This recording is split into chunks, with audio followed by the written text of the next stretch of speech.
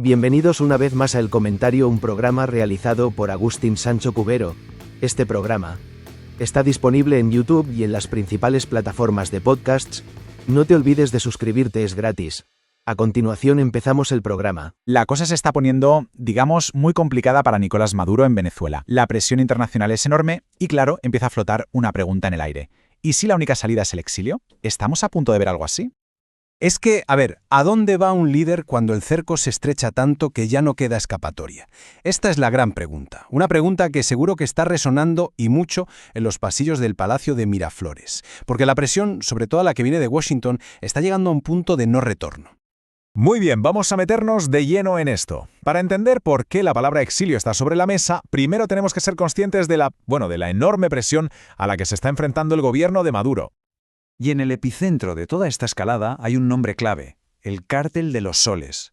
Ojo, porque según Washington, esta organización de narcotráfico está liderada por el propio Nicolás Maduro. Y esta acusación, precisamente, es la que ha servido de mecha para las acciones más duras que hemos visto hasta ahora. Y aquí es donde todo cambia. El pasado 24 de noviembre, Estados Unidos da un paso más y designa oficialmente al Cártel de los Soles como una organización terrorista. Y esto, cuidado, no es una sanción económica más. Esto es un cambio total de las reglas del juego. La implicación de esto es brutal, porque al ponerle la etiqueta de terrorista, la Casa Blanca se está abriendo la puerta, legalmente hablando, a posibles operaciones militares en Venezuela. Vamos, que el nivel de riesgo acaba de subir por las nubes. Vale, pero ¿cómo se ha llegado a este punto? Porque claro, esta campaña de presión estadounidense no ha aparecido de la noche a la mañana. No. Es la culminación de meses y meses de acciones cada vez más agresivas. Si miramos la cronología, se ve todo clarísimo.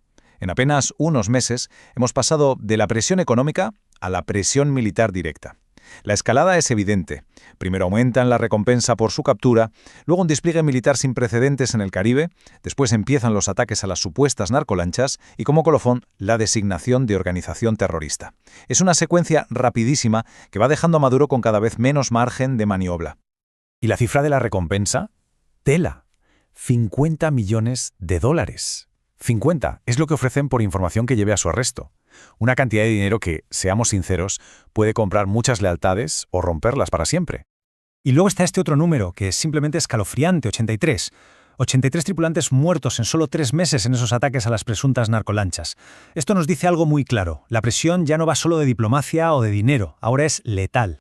Y para rematar la jugada, llega esta declaración del entonces presidente Trump diciendo que ya ha tomado una decisión sobre Venezuela. Una frase, como se puede imaginar, totalmente ambigua, muy amenazante. Nadie sabe a qué se refiere y esa incertidumbre, en sí misma, es una forma de presión potentísima. Claro, con todo este panorama, la consecuencia es lógica. Hay que empezar a buscar una salida. Si el Palacio Presidencial ya no es un lugar seguro, la pregunta es, ¿a dónde se puede ir? Y no sería la primera vez que pasa algo así, claro. Hay precedentes. Pensemos, por ejemplo, en Víktor Yanukovych en Ucrania. Cuando su gobierno colapsó en 2014, ¿dónde acabó? En Moscú.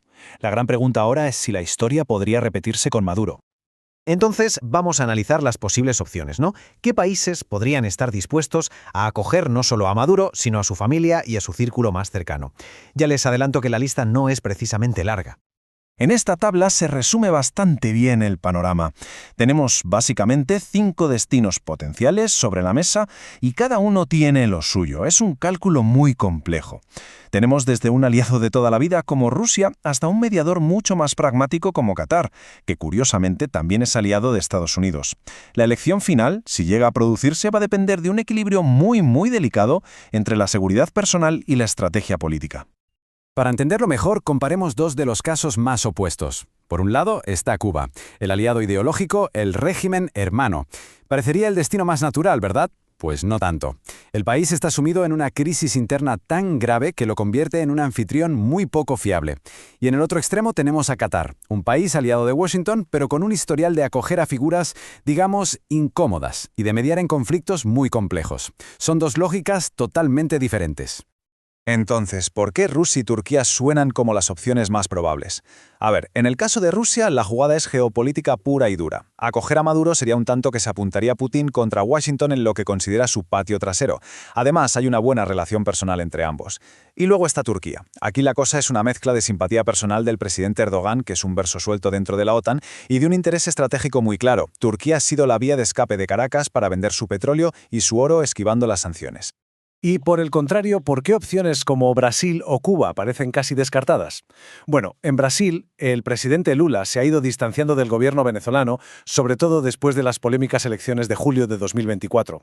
Y Cuba, bueno, ya lo hemos comentado. El país está lidiando con problemas enormes como apagones diarios de hasta 12 horas y un brote de una enfermedad sin identificar. Sencillamente no están para acoger a nadie.